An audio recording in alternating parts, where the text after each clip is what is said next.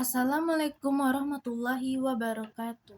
Puji syukur atas kehadiran Allah Subhanahu wa Ta'ala, karena atas rahmatnya saya dapat mempresentasikan mengenai transaksi yang diharamkan dalam Islam, yaitu riba, gharar, dan maisir. Materi ini penting dipahami agar sebagai umat Islam kita dapat melakukan kegiatan ekonomi sesuai dengan syariat, serta terhindar dari transaksi yang merugikan diri sendiri maupun orang lain. Ada pengertian.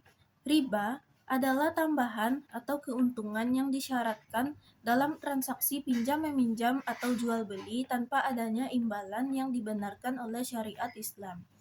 Gharar. Gharar adalah transaksi yang mengandung ketidakjelasan, ketidakpastian, atau unsur penipuan sehingga salah satu pihak dapat dirugikan. Lalu ada maisir. Maisir adalah segala bentuk perjudian atau transaksi yang mengandung unsur untung-menguntung, di mana keuntungan diperoleh tanpa adanya usaha yang sah dan menyebabkan kerugian bagi pihak lain. Selanjutnya ada dasar hukum.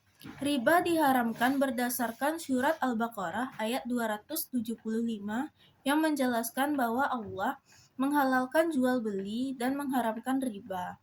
Lalu ada gharar. Gharar dilarang berdasarkan hadis Rasulullah yang berbunyi, Rasulullah melarang jual beli yang mengandung gharar. Hadis riwayat Muslim. Lalu ada maisir. Maisir diharamkan berdasarkan surat Al-Maidah ayat 90-91 yang menjelaskan bahwa judi merupakan perbuatan setan yang wajib dijauhi. Lalu ada rukun dan syarat. Transaksi sesuai syariat harus memiliki penjual dan pembeli yang cakap hukum, adanya ijab dan kabul, barang serta harga yang jelas, barang yang diperjualbelikan halal, dilakukan atas dasar suka sama suka, serta tidak mengandung unsur riba, gharar maupun maisir. Lalu ada jenis-jenis.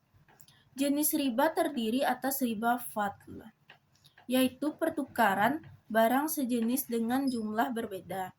Riba nasi'ah yaitu tambahan karena penundaan pembayaran. Lalu ada riba qard, yaitu tambahan yang disyaratkan dalam pinjam meminjam. Lalu ada riba jahiliyah, yaitu tambahan utang karena atas penundaan pelunasan. Jenis gharar terdiri gharar berat, yaitu ketidakjelasan yang besar hingga merugikan salah satu pihak. Serta ada gharar ringan, yaitu ketidakjelasan kecil yang masih dapat ditoleransi. Jenis maisir meliputi judi konvensional, judi online, taruhan dalam perlombaan yang menggunakan uang atau harta. Lalu ada skema atau cara pelaksanaannya. Pada riba, seseorang meminjam uang kemudian diwajibkan mengembalikan lebih besar dari jumlah pinjaman. Pada gharar, penjual menawarkan barang atau jasa dengan informasi yang tidak jelas sehingga pembeli tidak mengetahui kondisi sebenarnya. Pada maisir, seseorang mempertaruhkan uang atau harta dengan harapan memperoleh keuntungan berdasarkan keberuntungan, sementara pihak lain mengalami kerugian. Contohnya dalam konteks pariwisata, contoh riba adalah pelaku usaha wisata meminjam modal kepada rentenir dengan bunga tinggi, atau menggunakan kartu kredit yang berbunga. Contoh gharar yaitu agen travel menjualkan paket wisata tanpa menjelaskan fasilitas, jadwal, atau biaya tambahan secara rinci.